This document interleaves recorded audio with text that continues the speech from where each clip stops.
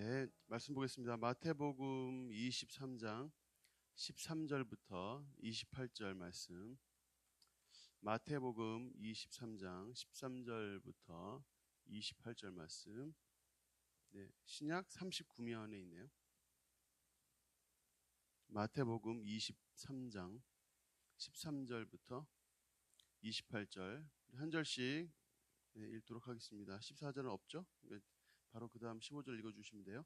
화 있을진저 외식하는 서기관들과 바리새인들이여, 너희는 천국 문을 사람들 앞에서 닫고 너희도 들어가지 않고 들어가려 하는 자도 들어가지 못하게 하는도다.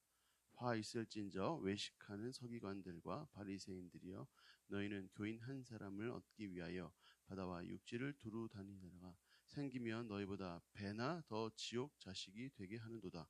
화 있을진저 눈먼 인도자여, 너희가 말하되 누구든지 성전으로 맹세하면 아무 일 없거니와 성전에 금으로 맹세하며 지킬지라 하는도다. 어리석은 맹인들이여, 어느 것이 크냐, 그 금이냐, 그 금을 거룩하게 하는 성전이냐.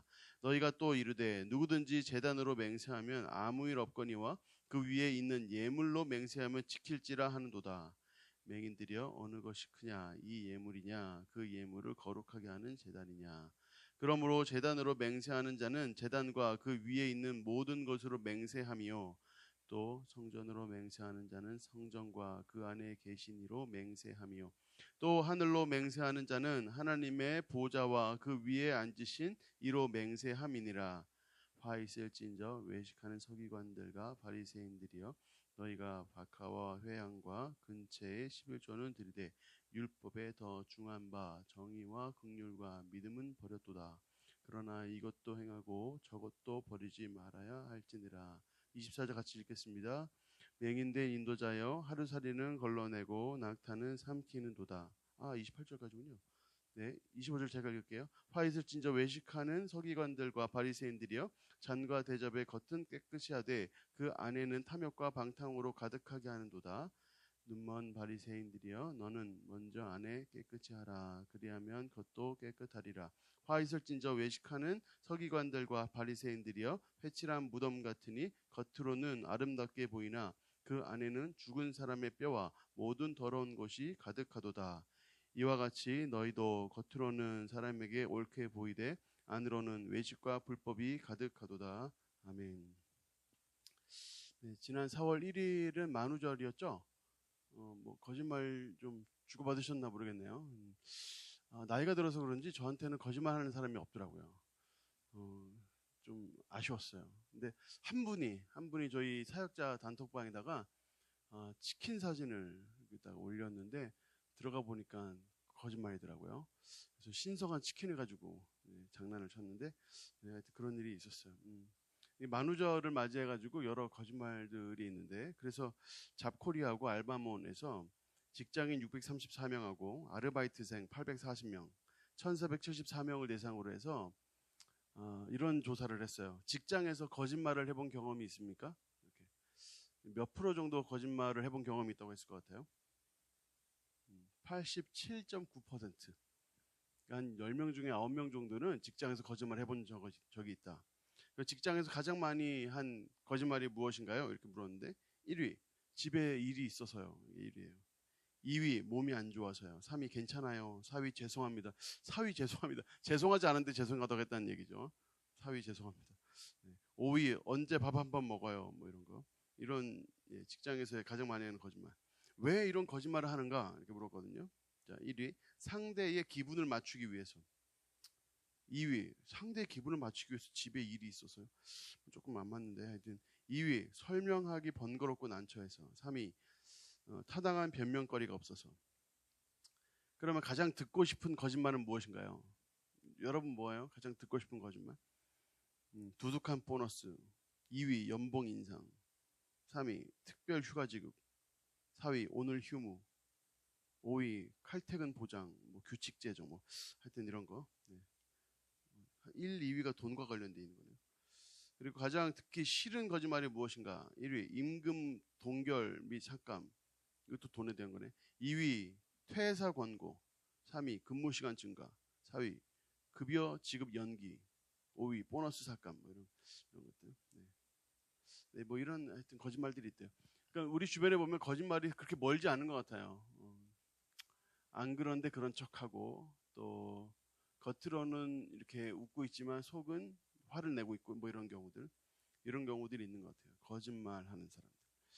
근데 거짓말하는 것도 어떻게 보면 이해가 돼요. 이거 뭐 얼마나 힘들면 하겠어요. 그렇게 거짓말을.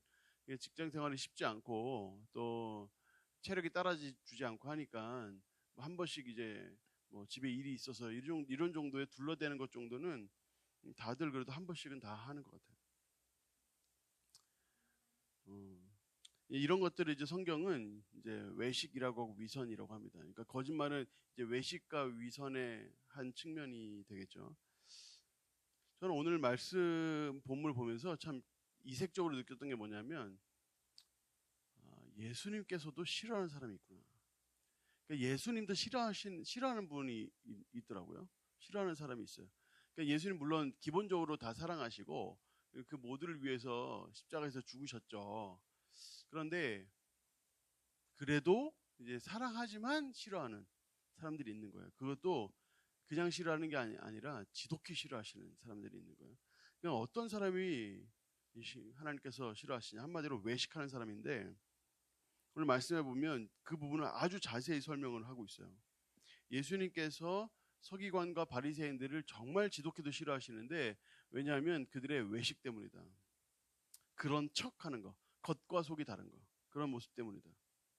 거기엔 자세하게 몇 가지 이유가 있는데 13절에 보면 천국 문을 사람들 앞에서 닫고 너희도 들어가지 않고 들어가려고 하는 사람들도 들어가지 못하게 한다.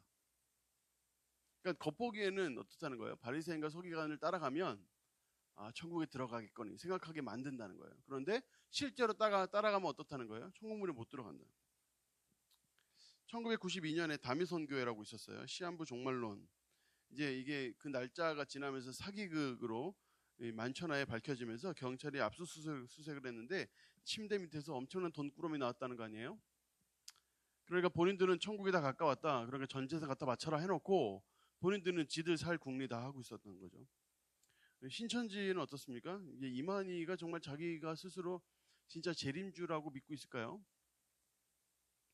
그리고 이만희 씨는 이 박태선 신앙촌부터 시작해가지고 여러 이단의 계보들을 다 섭렵한 사람이에요. 거기서의 어떤 신앙 계보를 따라오면서 많은 것도 익힌 사람이란 말이에요. 그래서 어떻게 하면 본인이 교주가 되고 어떻게 하면 사람들이 미혹할 수 있는지를 오랫동안 그 이단 단체들을 전전하면서 많이 배운 사람이에요.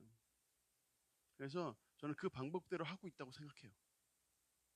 아마 그 사람의 마음이 그 마음이 아닐 겁니다. 자기가 재림주의가 아닌 게 본인도 가장 잘 아는데 마치 재림주의냐 행세를 해야 되니까 얼마나 힘들겠어요. 이런 겁니다. 겉과 속이 다른 거죠. 마치 천국으로 인도해 줄 것처럼 해놓고 천국문을 닫고 지옥으로 인도하는. 근데 이런 사람들이 열정이 있잖아요. 그러면 심각해지는 거예요. 더. 이런 사람이 열정이 있어요. 15절에 보면 너희는 교인 한 사람 얻기 위해서 바다와 육지를 두루 다니다가 생기면 너희보다 배나 더 지옥 자식이 되게 한다. 한 사람을 얻기 위해서 바다와 육지를 두루 다닌대요. 이건 하나의 수사학적인 또 과장법이라고도 이야기하기도 하고 또는 일부의 열성 분자의 이야기이기도 하다라고 학자들은 이야기를 하는데 한 사람을 얻기 위해서 얼마나 많이 돌아다녔는지 몰라요. 그런데 그런 사람을 한 명을 얻어서 유대교로 개종시키고 나면 배나 더 지옥 자식이 되게 한다. 진짜 무서운 일이죠. 무서운 일. 잘못된 외식, 잘못된 위선 이런 결과를 나타내게 하는 거예요. 이단 사람들을 보면 훨씬 더 많은 열심을 가지고 있는 것을 우리가 보게 되죠. 예수님께서 또 왜 서기관들과 바리새인들을 싫어하시는가? 그들이 눈먼 지도자이기 때문이라는 거예요. 눈먼 지도자라는 것은 우선순위를 자꾸 흐트러뜨리는 거예요. 이것이 옳고 이것이 바르고 그 다음에 순서대로 이렇게 우선순위를 잘 정해줘야 되는데 그걸 자꾸 흐트리는 거예요. 예전에 이 성경이 쓰여질 이때에는 자기 말이 진짜라는 것을 증명하기 위해서 자꾸 성경 물건을 자꾸 가져다가 맹세하는 그런 것이 유행을 했었대요. 그래서 성전을 두고 맹세하는 것은 뭐 지켜도 되고 안 지켜도 되고 이렇게 생각하는데 성전에 있는 금을 가지고 맹세하면 무조건 지켜야 된다는 식의 생각들을 이들이 가지고 있었다는 거예요. 성전이 더 크냐, 성전의 금이 더 크냐. 성전의 금이 중요한, 성전에 있는 금, 그 금이 귀중한 이유는 성전에 있기 때문에 귀중한 건데, 성전으로 또 성전의 금으로 두었을 때 성전보다 성전의 금을 더 중요시한다는 거예요. 또 23절부터 보면 율법에 아주 세밀한 부분들을 다 지킨대요. 뭐 박하와 해양과 뭐 근처에 11조를 막 들여가지고 막 작은 거 하나하나 막 집어다가 이렇게 막 지키는데, 실제로 정말 중요한 건 지키지 않는다는 거예요. 정의라든가 긍휼이라든가 믿음이라든가 이런 것들이 이제 본질에 해당되는 건데, 이 본질은 신경도 안 쓰고 아주 이 율법적인 아주 세세한 것들은 막 지키려고 막 한다. 그러면서 24절에 아주 재밌는 비유를 주님이 하시는데, 하루살이는 걸러내고 낙타는 삼킨다, 이런 표현을 쓰세요. 하루살이나 낙타나 둘 다 그때 당시에 부정한 동물이거든요. 근데 가끔 이제 이들 포도주 많이 마시니까 이 포도주에 당분이 있잖아요. 그래서 이제 날파리들이나 이런 작은 생물들이 날아와가지고 거기에 빠져 죽는 일이 간혹 있었다는 거예요. 그래서 사람들이 포도주를 마실 때 걸러서 마시는 거예요. 하얀 천이나 이런 천들을 가져다가 이렇게 걸러가지고 이런 위에 둥둥 떠 있는 죽은 이런 곤충들이나 작은 생물들을 걸러내고 포도주를 마셨다는 거예요. 그런데 가장 작은, 부정한 동물이라고 할 수 있는 가장 작은 것은 걸러내면서 실제로는 어떻게 되냐, 이 부정한 것 중에 가장 크다고 할 수 있는 낙타는 삼키는 그런 현상을 보인다는 거예요. 그러니까 아주 부정한 것들은 걸러낸다고 본인들 걸러내면서도 실제로 정말 부정한 것은 그대로 삼키고 있는 이런 상황. 그러니까 이것이 바로 이 예수님께서 이 바리새인과 서기관들에 대해서 말씀하시면서 싫어하셨던 부분이에요. 그러니까 남들의 작은 것은 다 지적하면서 이제 본인의 이제 큰 죄악들이나 이런 것들은 그냥 이해하고 묵인하고 합리화하고 지나간다는 거죠. 제7일 안식교 같은 경우에 예수 십자가로만 구원받을 수 없다고 가르치거든요. 물론 여호와의 증인도 마찬가지고. 그래서 반드시 어떤 구원에 관련된 행위가 있어야 구원받는다고 믿어요. 그러니까 제7일 안식교 분들은 얼마나 착한지 모릅니다. 그 사람도 굉장히 착해요. 그들의 열심과 사람을 대하는 모습이라는 것들 우리가 진짜 배워야 될 정도로 너무너무 훌륭하거든요. 그런데 그 마음에 평안이 없는 거예요. 본인이 그렇게 해내지 않으면, 살아내지 않으면 천국에 들어갈 수 없다고 믿으니까. 그런 식으로 사람들을 가르친단 말이에요. 그러니까 진짜 정말 중요한 것들, 정말 복음, 믿음 이런 것들은 다 놓쳐버리고 아주 세세한 이런 행위들만 강조하는 이런 상황이 이제 벌어지는 거죠. 마지막으로 예수님이 왜 서기관과 바리새인들을 싫어하시는가? 겉은 번지르르해 보인다는 거예요. 겉은 너무 깨끗해 보인다는 거예요. 그런데 따라가 보면 아니라는 거예요. 그 속을 들여다보면 아니라는 거예요. 마치 회칠한 무덤 같아가지고 그 안에 뼈들이 있고 막 썩어가고 있고 이거 다 그 안에 있는데 겉으로 이렇게 회칠이 되어 있는 거예요. 그때 당시에 이제 가난한 사람들이 이제 무덤을 제대로 못 써가지고 밖에다 그냥 대충 묻어두고 이랬기 때문에 그 가끔은 시간이 오래 지나고 또 비도 오고 뭐 이러면 흙이 무너져 내리고 이러면서 뼈가 튀어나거나 또 시체가 튀어나오거나 이런 경우가 왕왕 있었대요. 그래서 이런 경우를 방지하기 위해서 특별히 시체를 만지거나 접촉하면 당시에는 부정하다 이렇게 했기 때문에 어떨 때는 일주일 동안 막 그 부정함을 깨끗하게 씻어야 되고 막 이런 시간들이 필요했기 때문에 그런 정책적으로 그런 무덤들을 가져다가 회치를 했어요. 회치를 밖에다가. 그래서 어떤 경우에는 이제 6월절이나 이렇게 되면 사람들이 많이 오잖아요. 그러면 어떤 사람들은 거기가 무덤인지 아닌지 알 길이 없잖아요. 그 길에 어쩌다 지나다가 접촉하면 부정해지는 거니까 예배 못 드리잖아요. 그러니까 6월절이라고 멀리서 왔는데 예배 못 드리게 되면 이거 낭패 아니에요? 그러니까 그때쯤 하면 대대적으로 그런 작업을 했다는 거예요. 회치를 쫙 하는 거예요. 그러니까 그렇게 회치를 하니까 어떤 무덤은 아주 예뻐졌다는 거예요. 하얗게 회치를 하니까.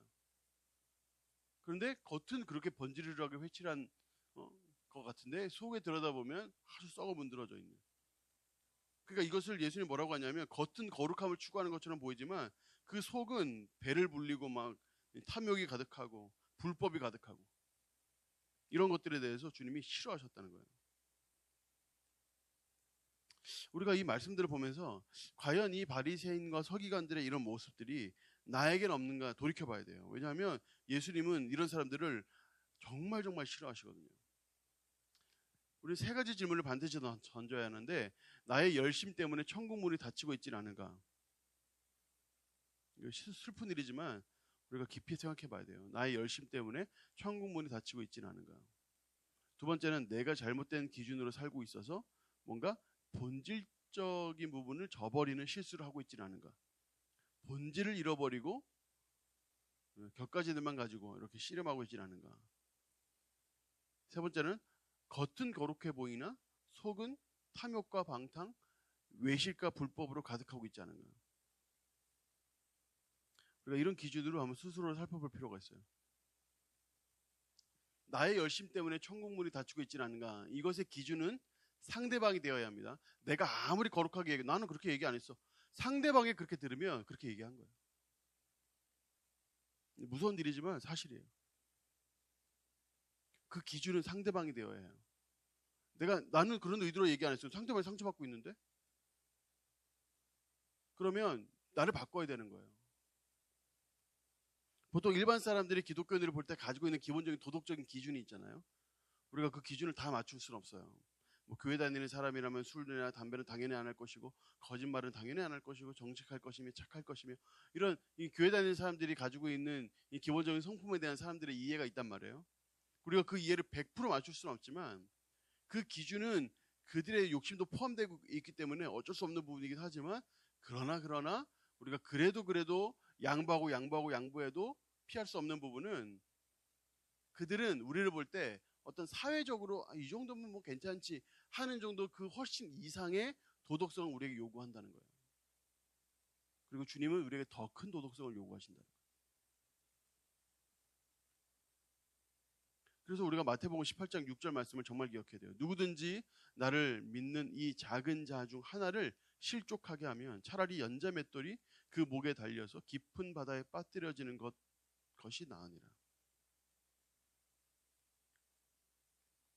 아무리 옳고 좋은 말을 해도 상대방이 듣고 천국문에 못 들어갈 정도의 상처를 입는다 하면 우리 다시 한번 생각해 봐야 되는 부분이에요.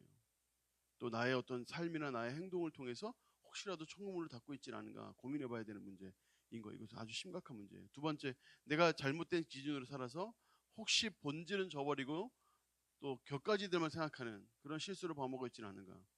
우리는 삶의 우선순위 속에 살아가거든요. 여러 가지 일들이 있잖아요. 거기서 우리는 우선순위를 쫙 세워가면서 살아야 하는데 세상에 중요하지 않은 것이 없어요. 그래서 이 우선순위를 정하는 것은 항상 우리에게 주어지는 하나의 테스트 같기도 하고, 어떤 경우에는 영적인 전투 같기도 해요. 여러분, 이런 거 얘기 많이 하지 않습니까? 주방 봉사가 더 중요해요? 주일 예배가 더 중요해요? 주일 봉사, 그러니까 주방 봉사를 해야 되고 이 교인들을 위해서 맛있는 음식을 만들어야 하기 때문에 전 예배에 못 들어갑니다. 예배 끝날 때쯤, 축도할 때쯤 쭉 내려와서 축도 받고 올라가서 계속 일을 하는 이런 경우들. 제가 교사인데요. 교사로 섬기기 위해서 예배를 드려야 되는데 예배는 등한시하고 교사만 열심히 섬긴다. 이런 거. 그 주방 봉사하는 분들이나 교사 일을 하는 분들은 하나님에 대해 열정이 없는 것이고 주님을 사랑하지 않는 것인가요? 그렇지 않죠. 얼마나 큰 열심으로 하는 거예요. 그런데 그것이 과연 우선순위를 바로 세운 것인가? 또 이런 것도 있어요. 마태복음 5장 23절 24절에 그러므로 예물을 제단에 드리려다가 거기서 내 형제에게 원망 들을 만한 일이 생각이 나거든. 예배를 드리려고 재물을 다 가지고 왔다가 내가 혹시 누군가와 나의 관계가 원망하는 그런 상황이 처했지 않은가. 그래서 24절에 예물을 제단 앞에 두고 먼저 가서 형제와 화목하고 그 후에 와서 예물을 드리라. 이것이 바로 우선순위예요. 주님의 우선순위. 호세아 6장 6절에 나는 인애를 원하고 제사를 원하지 아니하며 번제보다 하나님을 아는 것을 원하노라. 예배보다 하나님을 더 알아가는 것, 주님을 찾는 것, 주님의 사랑을 닮아가고 그분을 따라가는 것, 이것이 더 주님 원하신다. 겉은 거룩해 보이나 속은 방탕과 탐욕과 외식과 불법으로 가득하지 않은가. 그럼 우리 스스로가 더 잘 알겠죠. 우리 스스로 돌아보아야 하겠죠. 겉으로는 거룩해 보이지만 사실은 다른 믿음, 또 다른 마음, 이런 것들이 마음에 가득하진 않은가. 주님은 우리에게 이중 생활을 그만두라고 하십니다. 겉으로는 이렇지만 속은 안 그런, 또 사람들 볼 때는 이렇게 행동하지만 사람들 없을 때 이렇게 행동하는 이런 이중 생활을 그만두라고 우리에게 말씀하셔요. 여러분, 우리가 오늘 이 말씀을 통해서 우리가 경계심을 가져야 되는데, 화 있을진저 이렇게 시작한다는 것을 기억하셔야 돼요. 이것은 하나님께서 가장 강하게 사용하시는 표현이에요. 내가 벌하겠다. 이런 사람들을 벌하겠다. 화 있을진저.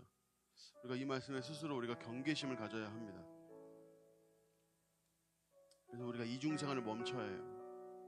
근데 우리가 동시에 여기서 함께 가져야 될 마음이 있어요. 서로 긍휼히 여기는 마음이에요. 세상에 두 마음이 없는 사람은 아마 없을 거예요. 아마 없을 거예요. 모든 사람이 다 이런 이중적인 생활에 고통받고 있을 거라고요. 그러니까 우리가 혹시 그런 사람이 내 눈에 보인다 하더라도 그 사람을 긍휼히 여겨야 해요. 나도 그러니까 나도 함께 긍휼히 여기는 마음으로 함께 우리 자신을 돌아보는 열심들이 우리에게 필요해요. 마태복음 5장 8절에는 마음이 청결한 자는 복이 있나니 그가 하나님을 볼 것이다. 여러분, 우리의 마음은 어떻습니까? 우리 마음 계속 돌아봐야 돼요. 우리도 서기관과 바리새인처럼 자칫하면 외식하는 자리에 넘어질 수 있어요. 우리도 자칫하면 우리의 겉은 번지르르 하지만 속은 이 탐욕과 외식으로 가득 찰 수 있어요. 그러니까 하나님 앞에 나 자신을 함께 보이며 계속 주 앞에 나아가며 그분의 밝은 빛에 우리의 마음과 우리의 몸을 드려야 해요. 그래서 그런 주님 앞에 마음을 청결한 사람으로, 하나님 앞에 마음이 청결하면 하나님을 본대요. 하나님을 본다는 것은 하나님과 그만큼 친밀한 관계를 맺게 된다는 거예요. 욥이 수많은 고난 가운데서 내가 이전에는 귀로 들어 알지만 이제는 눈으로 보아 주님을 압니다 라고 얘기했던 것처럼, 우리가 주님 앞에 나아가고 내 마음을 청결하게 하면 할수록 하나님과의 관계가 더 친밀해지는 거예요. 더 친밀해지면 어떤 일이 벌어질까요? 요한복음 15장에 얘기하고 있는 것처럼 그분과 완전히 접속되면서 때를 따라 풍성한 열매를 맺는 거예요. 그 풍성한 열매로 하나님께 영광 돌리고 동시에 우리가 주님의 제자라는 것을 사람들 앞에 드러내게 되는 거예요. 우리가 하나님 앞에 우리 자신을 청결하게 하고 우리 자신을 돌아보며 우리의 마음을 새롭게 하는 것은 사실은 다른 사람을 위해서가 아니라 나 자신을 위한 것이에요. 내가 더 주님과 가까워지고 주님으로부터 더 생명의 수액을 더 넘치도록 받을 수 있는 길이니까. 그래서 그것은 사실 우리를 위한 일이에요. 한번 우리가 작은 것 하나씩 시작을 합시다. 요즘 많은 법조계에 계신 분들도 이렇게 저렇게 이 법원에 불려가는 세상이고, 또 겉으로 화려해 보이는 연예인들도 그 속에 추악함이 가득했던 것을 만천하에 드러내는 이런 시대에 정말 우리 예수님 믿는 우리들만큼은 세상에 빛이 되어야 되지 않겠어요? 세상에 희망이 되어야 되지 않겠어요? 저런 사람도 있다. 겉도 깨끗해 보이지만 속도 진짜 깨끗한 사람이 있다. 순수한 사람이 있다. 제가 정말 아포스를 생각하면 감사한 건 우리 아포스 안에 그런 분들이 많다는 거예요. 제가 등반자들 데리고 식사하거나 또는 이렇게 저렇게 전환신방을 하거나 또 사람들을 만나고 이야기 나눌 때 교회 어떻게 오게 됐어요? 이렇게 물으면 저희 교회 와서 이런 리더분이 이렇게 자기를 너무 순수하게 너무 깊이 자기를 맞아주고 도와주고 해서 정착하게 됐다 하는 이런 이야기들을 제가 많이 듣거든요. 세상에 저런 사람도 있는가 하는 생각이 들었다, 이런 이야기를 하더라고요. 세상에 저렇게 착한 사람도 있나? 처음 알았다, 이렇게 이야기하는 사람들이 많이 계시더라고요. 참, 이것이 아포스의 힘이구나, 하나님께서 우리 아포스에게 은혜를 주시는 바로 이유구나 하는 생각을 했는데, 우리가 한번 스스로 돌아봅시다. 세상에 희망이 되고자 하나님께서 우리를 부르셨는데, 주님께서 우리를 통하여 놀라운 일들 행하기 원하시는데, 그러기 위해서는 우리 마음이 청결해야 해요. 우리의 마음이 외식과 위선으로부터 벗어나야 해요. 우리가 어떻게 하면 하나님 앞에 더 깨끗하게 살 것인가 돌아보고 생각하는 오늘 하루 되기를 예수님 이름으로 축원합니다. 우리 같이 기도하겠습니다. 함께는 기도할 때 우리의 이중적인 삶 위에서 하나님 우리를 구원하여 주시옵소서. 이중적인 삶, 겉은 번지르고 속은 그렇지 않은 이런 삶에서 우리를 구원하여 주시옵소서. 그리고 누구 앞에서나 떳떳한 믿음의 사람이 되게 하여 주시옵소서. 그리고 마음에 긍휼과 사랑이 넘치는 사람이 되게 하여 주시옵소서. 혹 그렇지 않은 사람을 보더라도 품어내는 마음을 나에게 허락하여 주시옵소서. 우리 한번 우리 자신을 돌아보면서 우리 함께 기도하겠습니다. 기도하겠습니다. 하나님 아버지 감사합니다. 주님께서 우리에게 하나님 귀한 말씀